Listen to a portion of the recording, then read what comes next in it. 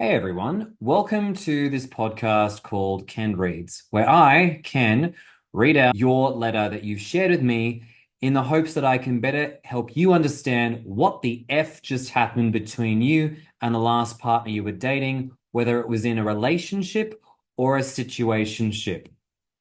I look at these experiences from the lens of attachment theory. I don't just come up with thought terminating cliches like, they're just not that into you, or if they wanted to, they would. While some of those phrases might have their benefit in other dynamics, I try and look at this from the lens of, is there perhaps an insecure attachment issue that's at play in these particular dynamics? And though I am an Australian counsellor, I am not someone who is going to be responding to these letters as if I was with a client. I'm here to provide validation, yes, but I can't provide any diagnoses on these. So even if, a lot of people might understandably hear this and be like, well, that sounds like a narcissist. At best, I'll probably say, sounds a bit narky. I probably won't go any further than that out of respect to my ethical boundaries in regards to what I can and can't do. If you find this of benefit to you, fantastic. That's what I want. And if you want to submit your letter, you're very welcome to once there is obviously availability per month. And I'll happily read out and share my own 2 cents as to what I think has gone on in your dating experience to offer you a sense of validation for what you've been through and also to give other people listening a chance to feel like maybe this relates to what they've also experienced as part of collective healing. So, with that all out of the way, let's dive in to the latest letter.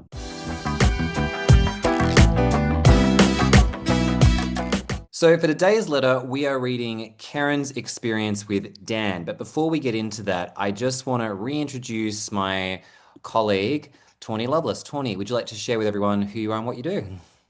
Yeah, sure. My name is Tawny Lovelace. I'm a love and confidence coach. I am the author of The Detachment Code, and I am here to help you make sense of your love life. And the short way of saying it.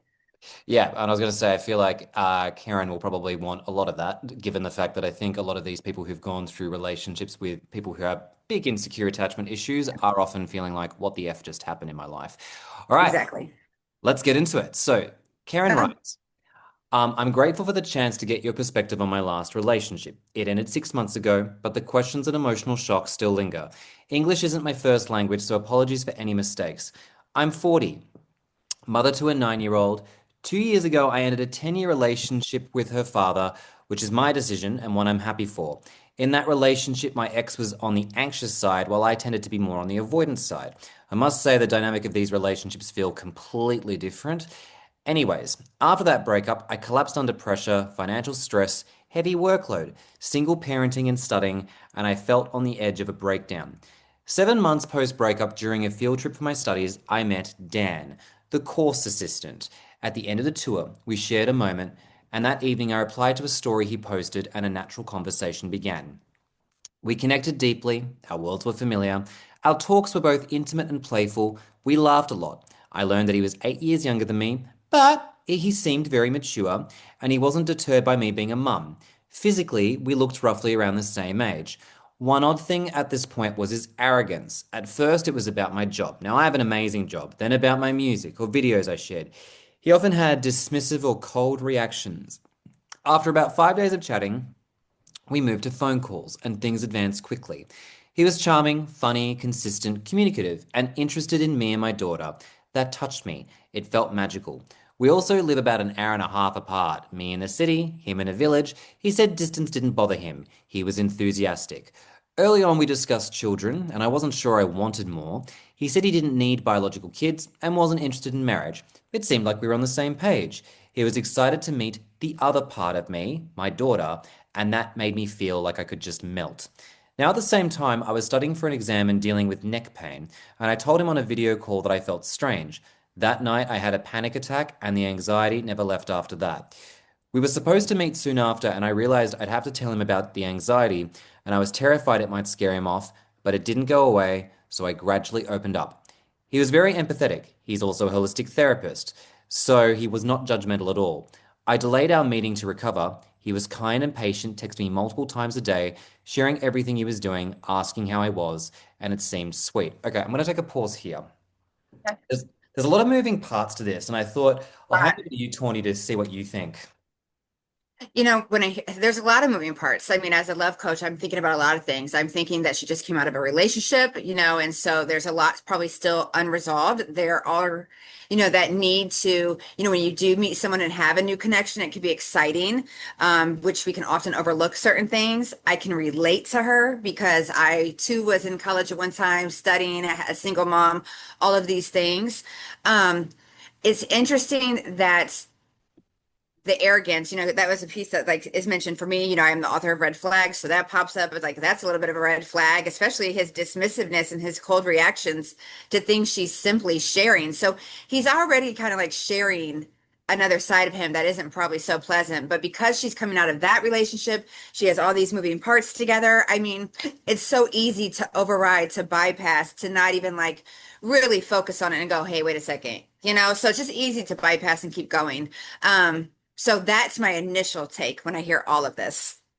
Yeah, I completely agree. And it's interesting because we normally don't hear of people who've been with those who have more of an anxious attachment as well too. But Hmm. obviously before Dan, Karen was with a guy who leaned more on the anxious side. And Yeah. even though Karen hasn't gone into specifics about how that relation looked, it could have been reasonably okay. But the funny Yeah. thing is, I often think if you're dating someone who's overbearing, ingratiating, and over the top in terms of their a lot of other behavior too. Like, so when I'm thinking of like protest behaviors from anxious attachers, I'm thinking like the opposite of what we would normally see with those who are dismissive avoidance, for instance. Hmm. It still can be emotionally neglectful in a weird way. Like someone could, be demanding of your time and your energy. Someone could also be, people pleasing excessively, but be afraid to actually connect with you at a deeper level as well. So Hmm. to your point when you were saying, well, Karen's just come out of this relationship only a few months ago. She's also a Hmm. single mum. She's also dealing with exams. She's in a very vulnerable position Yeah. before meeting Dan, just because her previous partner was anxiously attached doesn't mean it was hunky-dory and perfect. Yeah. Yeah, it doesn't. And the other thing is when she said that, she experienced her first, you know, when we're dating someone new, it's again, you're taking it all in, you're observing, you're evaluating, and you really should honor how your body's feeling. So it's so interesting that she's all of it, she's starting to have some anxiety. So, and then when I hear that, I also hear how she was like nervous to share that with him. And it makes me wonder what kind of like, is she avoidant or is she anxious or is she secure? Like, where is she at on the spectrum right now? So it's a lot to process, but she's definitely setting us up for what's next. Yeah, do you feel like this is starting to look like a slow-moving train wreck? Yeah. Yeah, well, yeah, because me, I mean, and listen, I don't want to say like I'm the average person because like I've been that person who I could probably list, the same thing in relationships and you'll go, oh, you didn't see that, you didn't see that. I'm the outside persons and I'm also a love coach. So I'm tapped in a little bit quicker, and it's like the minute I start hearing you read this, it's like I already have my own like little checklist over here that said, why didn't this stop you? But in her defense, I also get it. I've been that mother. I've had a lot on my plate, and it's easy to, enjoy some attention and to, try to. It's just a lot. It is a lot, but yeah, it's a train wreck. We're setting up for a train wreck, I believe. Completely agreed. And I mean, look, I would have to say, to Karen's defense, you meet a guy who's 8 years younger than you, where you feel like there's a level of, I imagine there's a level of physical attraction. He's also Hmm. interested in you and your daughter. I mean, oh my God. And like, you know, I hear from Yeah, I hear from straight women all the time how hard it can be to find a man who's at least, somewhat fatherly or somewhat, more emotionally evolved. The fact yeah, that this guy is also a holistic therapist, on paper, he seems looks great. he looks great, and then yet Yeah, there's those little cracks, and also her panic attack where I'm thinking, oh wait, no, there's something beneath the surface here that's not yes. all that. It's not all that great.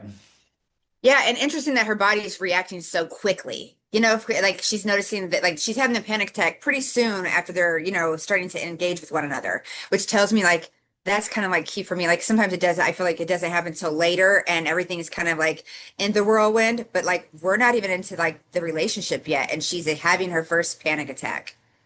And I also don't think, do you feel this way, Tawny?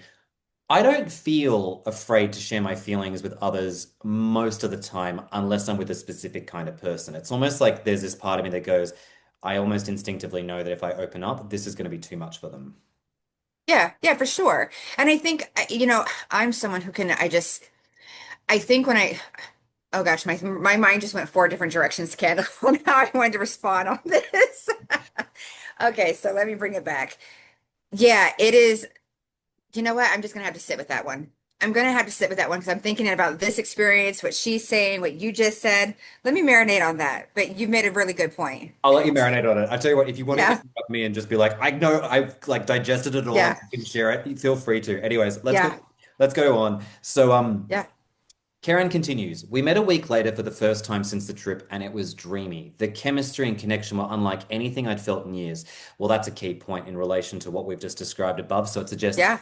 a previous relationship, probably the love probably did dwindle for quite a bit. And so Hmm. it wasn't, obviously she's very, vulnerable to a person like Den. So let's continue. By month Yeah, two, he told every, Okay, by month two, he told everyone he loved me, called me the best thing that had ever happened to him, and constantly wanted me to meet his family and friends. We were in love, and he talked openly about our future. Once I asked how he'd feel if we broke up. He said it'd hurt, but time would heal it, and I'd be fine. That stung. It felt cold, especially after all the "you're the love of my life" kind of talk. Yeah, I agree. By month three, we met 3 times a week, and he messaged every morning and night, called me my darling, I love you, and updated me constantly. Honestly, the constant contact overwhelmed me. If I wasn't available on the phone at the same moment, he called and he'd struggle with it. During this stage, I tried everything natural to deal with the anxiety. I sometimes wondered if the relationship was somehow triggering it. When anxiety came up, I wasn't sure if it was his behavior or my own anxiety interpreting it that way, and it kept me conflicted. There's a really interesting moment that's about to happen. I can see it because of what's been written here, but I feel called to just take a brief pause. What are your thoughts yeah, on yeah. where we're at? Yeah, brief pause because I mean honestly when we hear all the I love yous month two, I know that sometimes relationships can move like that and possibly work out, but of course we all know this as love bombing, right? It's being poured onto. Perhaps we don't know the context of her relationship previously, so maybe this feels really good to have all of that. And because they are in the moment and they have that chemistry, it just feels very natural. But she mentioned she was overwhelmed. And now she's questioning, is it the behavior or is it my anxiety? But he's overwhelming you with his behavior already. So the fact that she's not pausing on that for a moment, and maybe she did, we're just reading the letter, but it does make me think that, like, I mean, he's coming off as almost like anxious or could even be possessive. We don't even know. Like, it's a lot of interaction, like she said. It's overwhelming and it's kind of it's again that fog that people have when they are in that chemistry storm of attraction and all of that. When you like somebody that you don't pay attention or take the blinders off and ask yourself, is it his behavior? Like you clearly said it, but you just bypassed what you just said. You got to get clear on it. And I know it's foggy during these times. Completely. I mean, I'm certainly no expert when I'm in the thick of it, like in the sense that Yeah, you and I can both look at this with our expertise, but we're in the thick of it. It's a very different story. I will say yeah. there is something here that does make me feel we are leaning in the direction of fearful avoidant land because there's the intensity and the overwhelm. His, reaction if Karen doesn't respond to him straight away on the phone when he calls. And Hmm. then there's also his response when, Karen said to Dan, what would happen if we were to break up? Like, how would that land for you? And he just sort of shrugged, Yeah, like, oh, well, it hurt, but we get over it. Like, as if it was to say, yeah, like, it kind of is jarring to hear that in light of all the I love yous, you're the best thing in my life. It's like, how can you say I'm the yeah. best thing in your life and not act like this would be a detrimental impact to you if we were to split? Yeah, and when you mentioned that, I was like, you know what? I remember later, like in a relationship, being like, what would happen, like if we just didn't work out and things went. And I remember, that person being very, like, very, well, life goes on, like, I'd never, whatever. But I kind of paused when she asked the question. I mean, you guys are in month two and enjoying something about, maybe building a potential future. And right after all these I love yous, you're like, well, what would you do if I didn't? So I can't help but think I don't want to say like double the toxicity or any toxicity. I just want to say I can't help it. There's a little bit of that, and I don't even know. Maybe you can help me articulate the word, but it's like kind of like, well, what would happen if we broke up? Like, why are we? That's not a question I would. I don't ask, And so I feel like why, I mean, it might be playful, and again, I don't know the context, but it's kind of like you asked the question and then he gave you the answer, and now look where we're at. But I kind of got stuck on like why even ask that question in the midst of it? Is there a little bit of the, I don't know what I'm looking to say. I feel like you might be able to articulate it for me. Do you know what I came to mind is I wonder if it's a feeling of it's too good to be true. Yeah, could be. Do you know what But I mean? she's overwhelmed, and he's already like, is it too good to be true? But she's overwhelmed, so I'm not sure she really wants all those like extra check-ins and to be that clingy together. She mentioned before she was kind of like an avoidant in her last relationship. So those are kind of red flags to her that he's so clingy and that he's struggling with that. So that's why I was like, well, then why would she ask that question? I feel like I'm still trying to put the pieces together, on kind of her character and his at this point. Yeah, agreed. Agreed. I still feel like this is an evolving puzzle, but I have a funny feeling we'll have a few more of the pieces very Yeah, soon. So, yeah. this was the game-changing sentence that I thought, spelt a lot of stuff out. Karen writes, then something shifted. I love how, by the way, for those of you who don't know, that those three words were written in red, and I feel like that could be the hallmark of all of these. Yeah, yeah, yeah. Ah, then something shifted. I don't remember what led to that, but I felt a deep sense of abandonment, which worsened my ongoing anxiety. I told him, but he felt he saw me as dramatic. And when he came over that night, something was off. Oh, this kind of makes me think that she was feeling like something was off in spite of the love bombing that was going on. And I almost feel Yeah. my interpretation is, and you can tell me if you think differently, Tawny, Okay. maybe her anxiety wasn't so much a case of just, there's a lot of, clinginess or love bombing, but also maybe there was a sense of dissonance that even though she was receiving this, there was actually something else that wasn't fully on board. What are your thoughts on Oh that? yeah. Oh yeah, absolutely. I mean, I think that's absolutely correct on that part. I think you're accurate. That's so accurate because that's exactly what I'm thinking. I think she knew all along, but it's hard not to kind of like, because like we said, all those things that are going on, sometimes the attention and the chemistry is nice and things, but deep down, I think her body, like she already knew like this isn't really adding that. You're just trying to bypass it because he looks good on paper. We have this chemistry. It feels good right now. All those things. But yeah, I think it was a deeper level of like this. I think she knows like something's up. I mean, she even said something shifted. She's able to articulate. She has a level of self-awareness, which makes me think that she already knows. Like maybe it is too good to be true. Something's a little off, but she's still in. She's still tapped in. She's Agree. still tapped in for this ride. She's still tapped in, and to her credit, she may not know a lot of the language around this and be able to put words Exactly. to paper. And that's, that comes with time and pain, unfortunately. Yeah.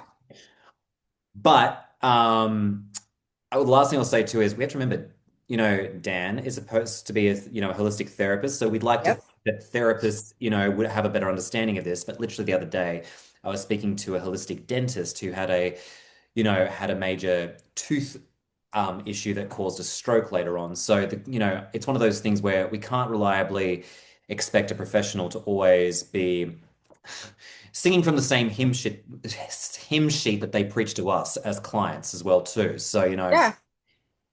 it's one of those things where, the appearance can often be in dissonance with what's going on internally. Anyways, Karen adds, Dan admitted he was scared. He said something from past relationships was repeating. He said he felt panicked, distant, and didn't understand it, and insisted it was just an irrational trauma response. Okay, so it sounds like he's downplaying himself there.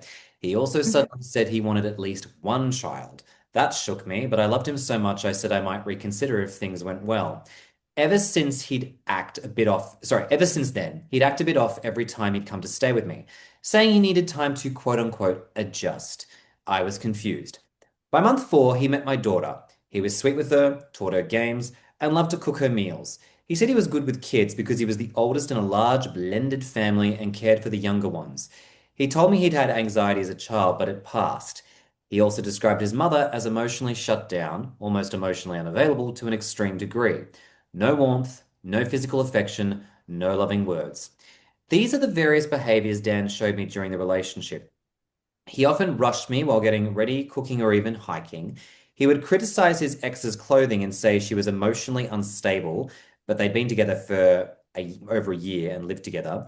He would sometimes make hurtful comments if my clothes were too colorful for his taste, and even once about my mother's appearance. Whoa, okay.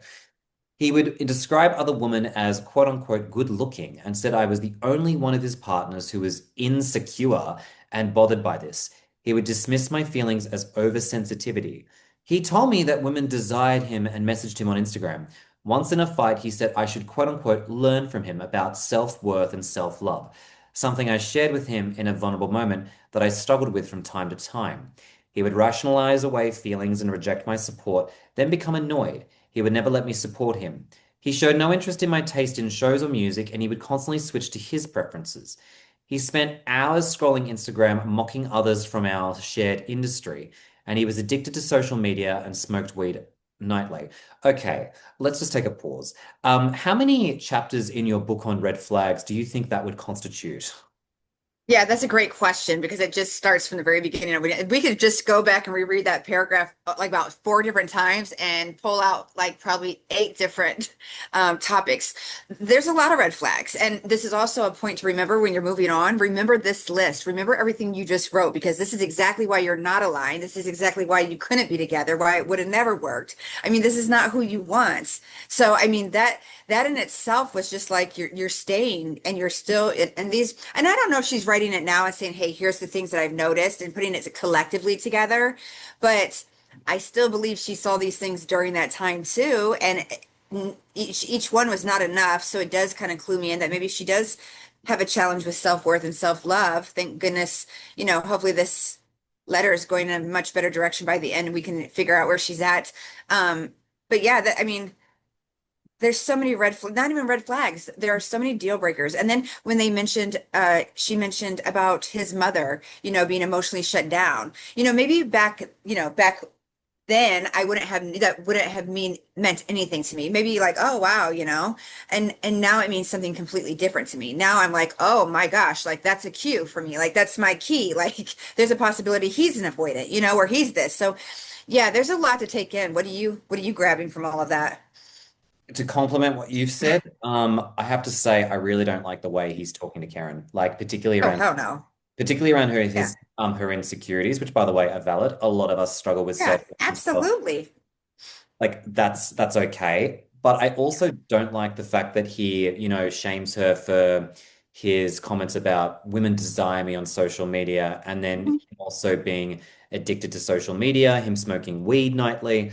I mean, Mhm. for a guy who reckons his anxiety's gone away, it does sound to me like it's running the show in that if you need to, Love that. like, it I doesn't, love that you just said that. Yeah. because I'm like, this guy sounds like I'm going to be honest. I'm getting a little flavor of narcissism in this conversation already. Like, I feel like the insecure attachment, definitely dismissive, leaning, fearful, avoidant for me. Like, that's sort of where we're going. But I just don't like the way he puts her down in these little snippy comments about women, about her insecurities, about, women Yeah. for me. Like, I feel like there's a bit of an external validation thing going on for him as well, too, where he loves the attention from other women. I also don't, Yeah. you go, 20.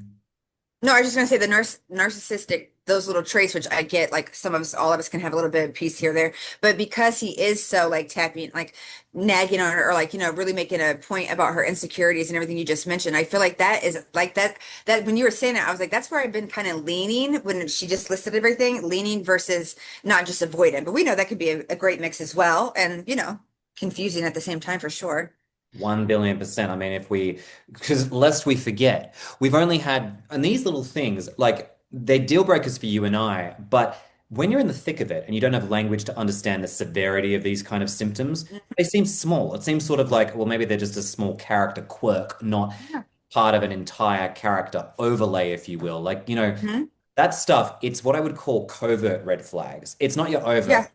physical abuse, raging, like, say alcoholism or it's not loud but Yeah, it's it's hidden. It's almost like hidden. It's like in the shadows. It's like lurking almost. It's like kind of, yeah, I get it. because I think a lot of our letters, and I'm sure you would have experienced this in your past relationship, Tawny, is I think the thing that gets us with this is it's almost a form of covert violence where it's not obvious what's going on until much later when you look back and go, wait a minute, my body remembers some of these emotional moments, let me log them. And it's hard because it's interwoven with those. phenomenal moments of "You're my Yeah. love. You're the best thing that ever happened to me." Yeah, and that's why we find ourselves in these dynamics that are confusing, and we just need to have someone make sense, like we are now. Like you've got my input, but we have you really speaking to that level of severity. So it's really helpful just to. That's why processing and digesting all this is so key. I'm glad she wrote in. I completely agree with you. So Karen continues, I began to feel I couldn't fully be myself with him. Yeah, that makes total sense. Because he Yeah. didn't allow space for honest expression. Just quickly, doesn't that also make sense with regards to what Karen was writing initially about? I had this fear that if I were to express myself, he would leave me. Yeah. She already had that introspective, like, you know what I mean, notion that something was up. Yeah, I love that. I love that she knew that. And now moving forward, she can use that in the future. But in this moment, I love that connection there. Yeah. And I also want to say too, like, I feel like if anytime I feel like I can't fully be myself with another person, if that's a glaring red flag for me to be like, okay, what am I going to do about this moving forward? Yeah, absolutely. If I can't be myself, that is the red flag. There's something, there's a reason. I mean, we ultimately want to be I mean, acceptance is key, right? We want to be accepted and we want to be, you know, understood. And if that's one of the things that you find yourself doing, that's definitely a time to like pump the brakes and ask peel back the layers. What's really going on? 100 billion percent. So Karen continues, my confidence dropped. I felt myself shrinking. Once after a fight, he barely spoke to me for a whole day. This from a guy who used to text constantly. It, yeah, it broke me. It felt like a withdrawal. The anxiety was so intense, it started affecting me my daily life and also my parenting. I made the hard decision to start SSRIs and go to therapy just so I could see from a more balanced perspective what was going on.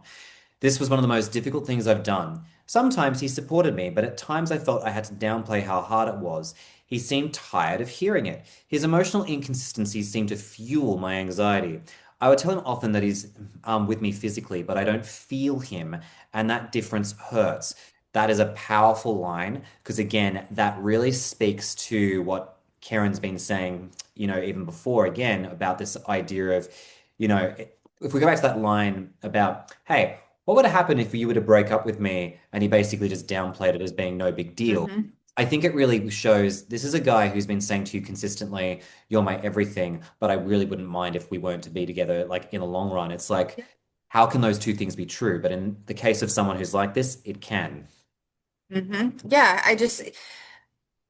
it's so, it's so interesting when you tie these things, Ken. I love your perspective on all this because I even take it all in, like I can have these layers over here of like, oh my gosh, like I so relate to that, it makes me wonder like again he's a holistic therapist and the fact that he's just like so like shut down and doesn't want to hear her emotions and doesn't want her to express herself and doesn't and then treats her like this. I'm like, is he really like that's disturbing. I mean, we know it's possible, but it's disturbing, and I feel for her during this because I mean you're like you said, it looked so good on paper, and I'm sure he had the language to finesse, the attraction and so forth, but to know that he's kind of turned it around and robbing her of her confidence and making her question herself and doubt herself. And then he's a therapist. You're not supportive of the steps she's taking for growth or better understanding or more, a more expanded perspective, but probably not because it's going to turn back and go, Karen, you're right. You're correct. This isn't it. So I mean, I get it, but it's just, yeah, it's kind of disturbing to think about all of that as one. I completely agree with you. In fact, you just raised something for me, which is he's a therapist. Why wouldn't he support her going to therapy? I Why mean, would he? Yeah. I imagine like there's no way clear that Dan ever opposed therapy, but it seems strange to me because it's like, okay, look, your partner's I almost, actually, I think the bigger question is if he was a conscious partner, how could he let this sort of happen, if you know what I mean? Like, if Hmm. a partner's that anxious with you, and from the sounds of it, Karen is not acting out in those insecure attacher behaviors of being like demanding more time from you, withdrawing. If anything, it sounds Yeah. she's been bringing up her anxiety, being like, I'm feeling this, Yeah. discuss it. And it seems like he's just nonchalantly just sort of going along, acting as if she should just quote unquote learn from him and deal with it while he smokes weed every night. Well, yeah, and when it said he was addicted to social media, I can only imagine he's high and he's scrolling, he's probably liking pictures and engaging with women, and then she's probably questioning it, and he's like, "You're insecure. You're the only insecure person who's ever had a problem with this. Are you fucking like kidding me? Like that's not how that works." So she's probably not insecure, but he's feeding her these lines, like she said, it's robbing her of her confidence. I mean, it's making her doubt everything, including like her better judgment. Yeah, completely agreed. Yeah. So let's keep going. Yes.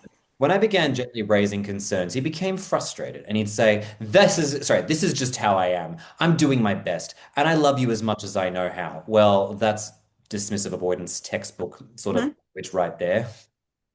Mhm. It's also in my red flag book. That's just how I am. Well, good. Like, yeah, but that can't be. That's like stuck, and we're not going anywhere. There's no growth. There's no nothing, and you need to accept him for what he is. And my goodness, yeah, This is a disaster. it Anyways, is a disaster. after 10 months, I visited him for a weekend. He greeted me, oh, Jesus, he greeted me with flowers for the first time in a while, something he'd always resisted despite knowing how much I love them. That Friday, he even suggested extending our weekly visits. But that same night, he snapped over strange things. He got angry that I wasn't drinking water because I have a headache. He told me I look like, what? Oh my fucking God. Okay, this is egregious. Trigger warning for those of you who've been, patients who've gone through major health issues and or including cancer. All right. Dan told me I looked like a cancer patient because I wore a beanie. Let's just pause there for a second. What Yeah, what the fuck? And I'm going to yeah, continue. Karen said I called him out. Something felt truly broken. I would have been raging if I ever had yeah. to say that to me. Yeah, and it goes back to you're a therapist. How do you even speak to people like that? You know, you think of a therapist, and even though that's their line of work, you also think of the characteristics it takes from a person to be in that field, right? So it's mind blowing that he could speak to someone like that as a therapist. It's disturbing that he could speak to her like that as a partner. That's just really disturbing, and it's very offensive. So I'm glad she called him out, but unbelievable. I mean, that's what we say, you know, when people say things, we need to watch what they say. You can't take things back. You know, you need to be careful what you say. And when things like that can destroy people, destroy relationships. And honestly, it would be like walking now where I'm at, maybe not then, but like where you're at now, that should be the moment you walk away. Like it's abusive. It's like abusive language. It is.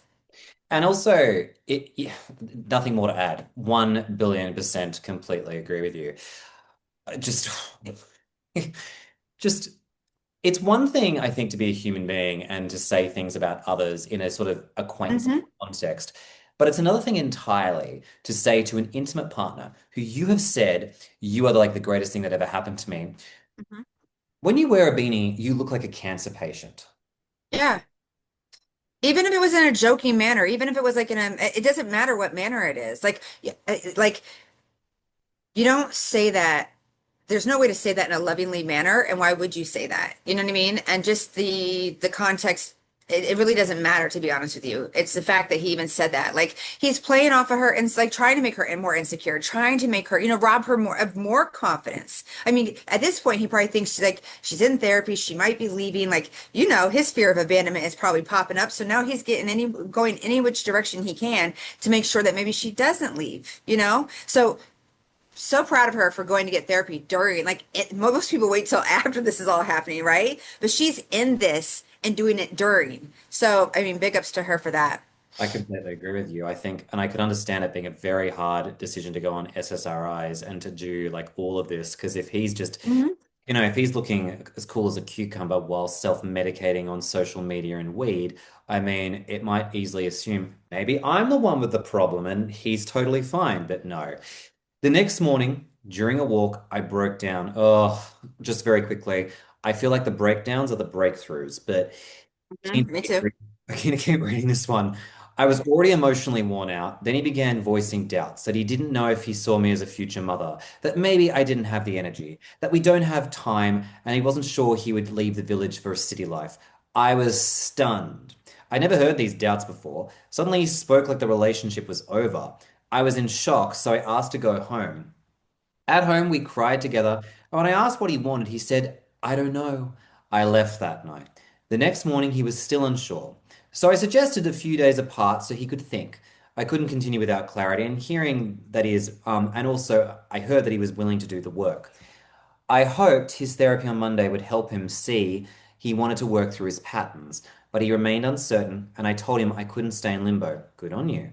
He wanted to meet or talk by phone about the breakup, but I couldn't. I had to protect my heart and it had already been through too much. So we texted instead. He shared sadness and pain, but also said strange, hurtful things. He said I was the best thing that ever happened to him, that he'd never broken up with someone he still loved. He told his friends how much he loved me and how sad he was. He said the emotional intensity overwhelmed him, that from the beginning, the dynamic of me being quote unquote, Jesus. From the beginning, the dynamic, he described me as being the dependent one and him being the supporter, consume the relationship, and at the end, he couldn't imagine me as a mother. Can I just take a pause here to say, fuck him? I was just gonna say, yeah, yeah. The truth is, fuck him. But anything any narrative to serve him. You know what I mean? And that's a clear. Everything you're saying, everything you're telling me and reading, it's clearly so he can be like, this isn't aligned. We're not going to work out. Matter of fact, you were this from the beginning, and this is that. Like, so he doesn't have to have accountability. He doesn't have any responsibility. He doesn't have to feel the shame. He doesn't have to show up. Like, it's all been her. Like, I mean, whatever narrative fits them. 1 billion%. And I also feel like it's his way of avoiding any shame or guilt with this thing as well, too. It's just like, Yeah. well, you know, the fact of the matter is that, the expectations that you placed on me because you're the dependent one were too great. I could never be able to make this work with you anyways. It's like, well, first of all, Karen has, in fact, Karen even goes on to say, I am a great mother, a strong, independent woman. I've never really relied on him for anything. I told him my exhaustion and part of my anxiety came from dealing with our relationship and his harmful behaviors. But of course, in his brain, and I know how avoidant brain works in this category, again, severe avoidant brain, it's the I feel like a failure because I can't live up to this person's needs. This Yeah. person is making me feel bad. I don't like it. It must be them who's the problem. If only I was dealing with someone who didn't demand as much of me, I wouldn't be feeling this way. Yeah, because whatever they do is just never enough because they want too much. And it's just, you know what I mean? Yeah, that's exactly how they think. So, uh, I'm like, I am glad that she's written this letter and processing all of this. I feel like even though it's taken us through this like train wreck, I do feel like the fact that she's even like, yeah, I just can't even do this. She's owning the fact that like maybe the anxiety and all that has come from this relationship. Like, I'm loving that. I feel like there's that inner fierceness in her. So I'm loving to hear this come through right now. I agree. And do you know the irony is, I wouldn't be surprised if he's actually the dependent one. I wouldn't be surprised. Oh, I wouldn't be surprised. Yeah, I wouldn't be surprised. Because in my experience, often these more severe and avoidantly attached people, particularly the guys, and the girls can do this too. Hell, I've not written, I've heard a lot of this too. A lot of the guys who are like Dan are actually looking for a mum. Oh, and what a surprise. He's dating a woman who's 8 years older than him, Years older. Yeah. daughter. It's like, oh, come on. Like, how often, I mean, I can raise my hand for this self-admission. I have totally been the dad and the mum for so many avoidant people in my life until I learned my lesson and was Hmm. like, okay, enough mothering and fathering. I need equality, Yeah. not a kid who's emotionally unavailable. Yeah. Yeah. You need a partner, not a project. And so I wouldn't be surprised if his own inadequacies were part of the problem and also part of his own stuff as well too. I wouldn't be surprised Oh, yeah. I wouldn't be surprised if his social media use and weed use took an uptick as the relationship progressed because he couldn't handle his own inadequacies and other stuff too. So, anyways, Yeah. let's keep going. He said he didn't understand how he could love me so much and still make me feel unloved. That's something in him that he mentioned that something in him had shut down, and he described it as a trauma response.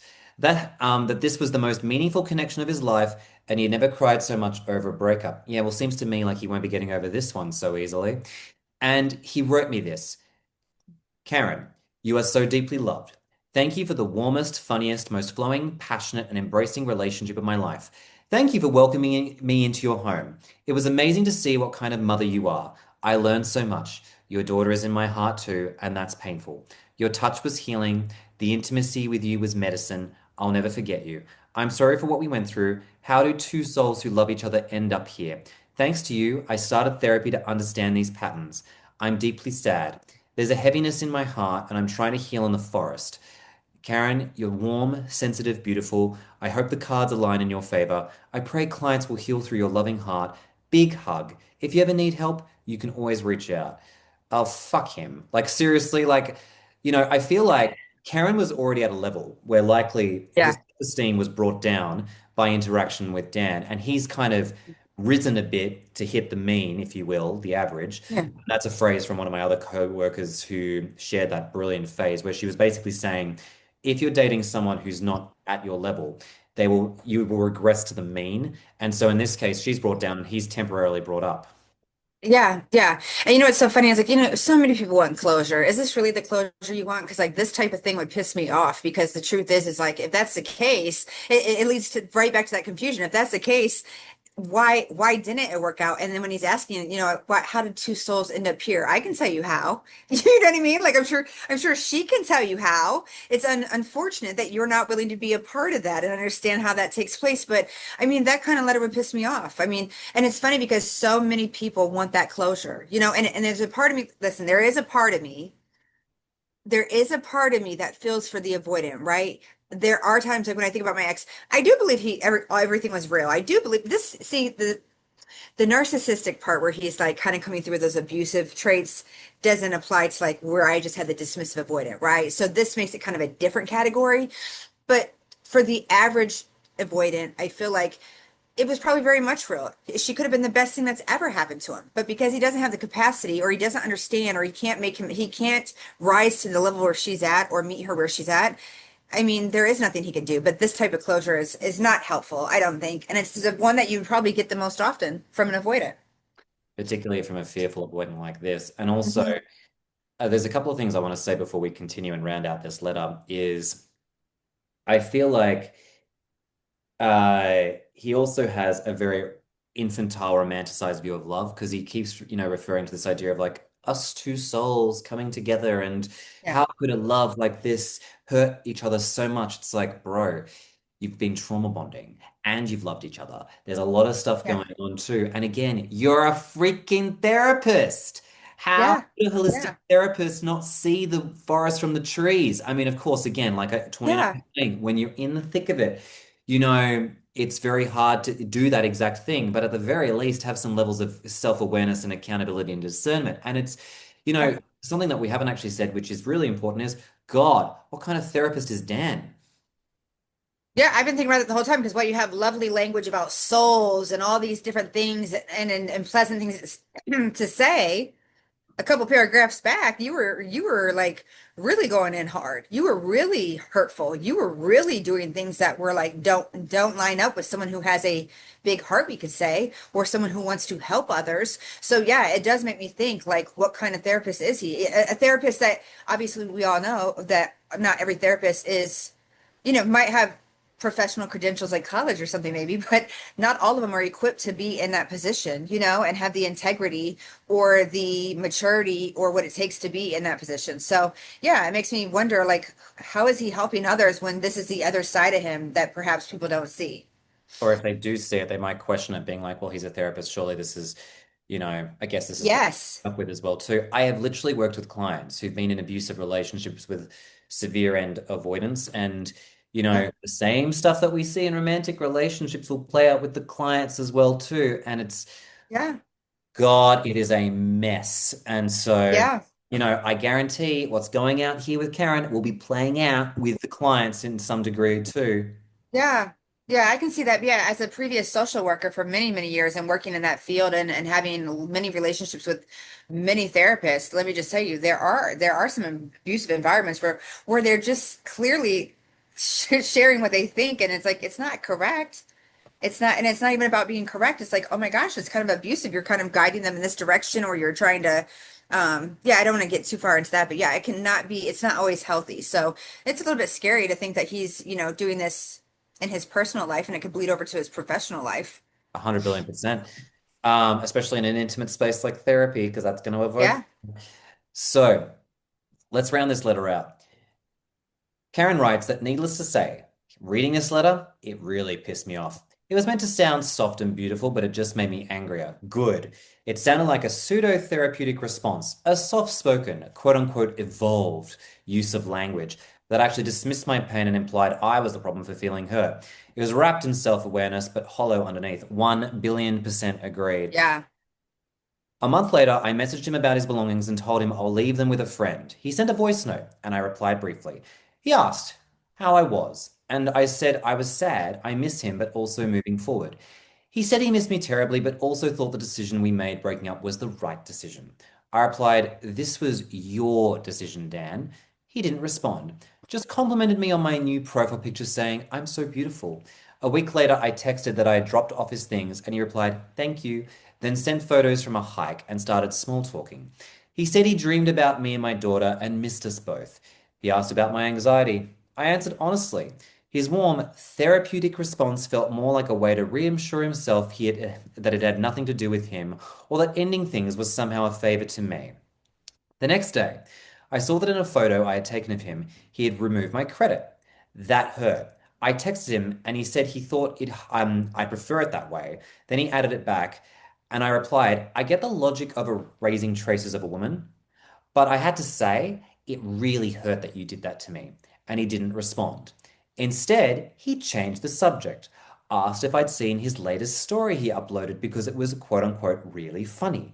And he didn't get enough quote unquote credit for it. Oh, okay. So I'm assuming credit in this context is your handle or something because Yeah, or like you were tagged, like maybe the picture was tagged and she took it, or it's a picture together, but you're tagged in it. Yeah, whether you took it or you're a part of it, or yeah, just cheekily, I was like, "Do you mean social credit? Do you mean like currency credit?" I'm like, yeah, "What?" yeah, yeah, yeah, That yeah, I understand that could just be a language thing there. But anyways, yeah, I said no and thanked him for holding that moment with me, and he replied with love, and that was the last time we spoke. Since then, total silence, as if none of it ever happened. This was, without a doubt, the most confusing and hurtful relationship I've ever experienced. By the way, although my nervous system is still healing, most of my anxiety is gone. What a surprise. Thank you for yeah, reading. Karen, I'm going to be brief because I want to let Tawny speak, is to say, I'm so sorry you've gone through this because far out, I feel like Dan's a menace because yeah, and he'll be a menace in his own professional life as well too, because with therapy comes intimacy, and if he can't handle that space, fuck me, he's going to be a disaster. But my God, it was not you, it was him. Maybe there is some stuff for you to think about working on, privately with a therapist to be like, how did I get here? But maybe that's not the right time to be asking those questions just yet. I just say, I really hated his letter to you. I just thought it was, and his actions thereafter, like, I'm doing this for you. I'm doing all this stuff. It's like, bitch, please, you're fucking doing this to manage your own shame. yeah, yeah. I couldn't like I agree 100% with you. Like it's so accurate and so true.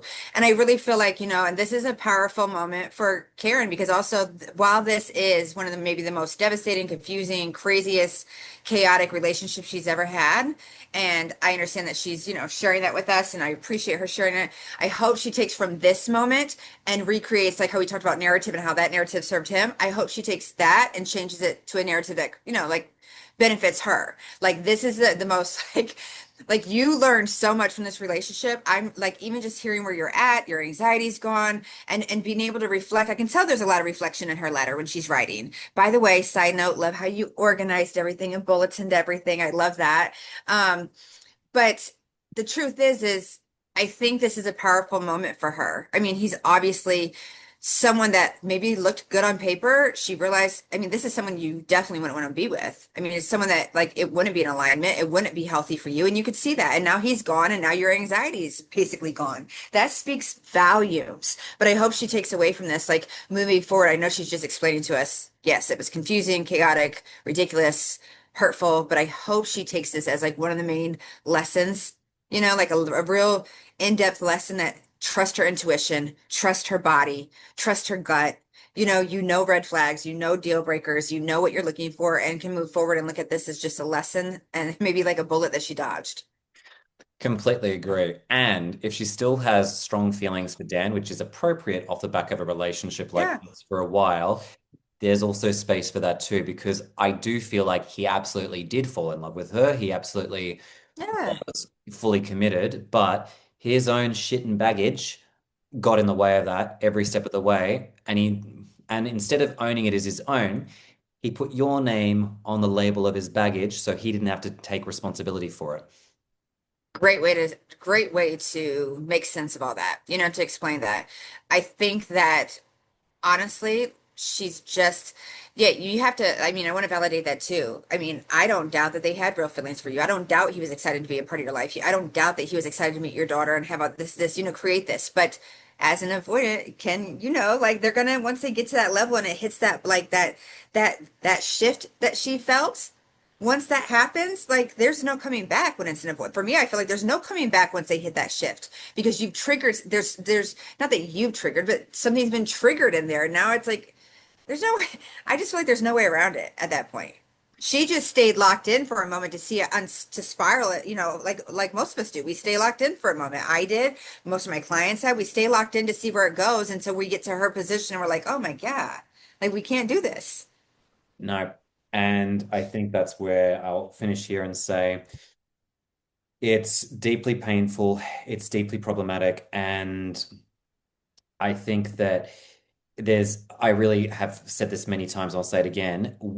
I think the outcome is inevitable. Like often the writing is on the wall, and Mhm. we may not have the wherewithal to read the writing on the wall because we don't understand the signs and don't have the language for it. But man, it's rough. Anyways, just as we're rounding out, Tawny, was there anything you wanted to say just as we're finishing today's letter reading?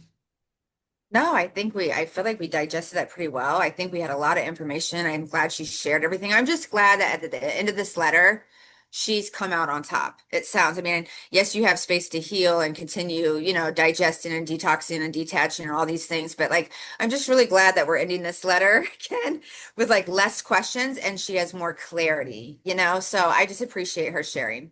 Completely agree with everything you said. Yeah. All right. Thank you, Karen, for sharing this letter. And I'm Yes. sure that Tawny and I will be on many more talks at some point to talk more about this because Yeah. it's the never-ending story with this. And, there is an element of catharsis I find in reading these out too, because I'm like, yep, been there, done that, seen it with my clients, and I know people benefit from it too. So thank you very much. Yeah. Thank you.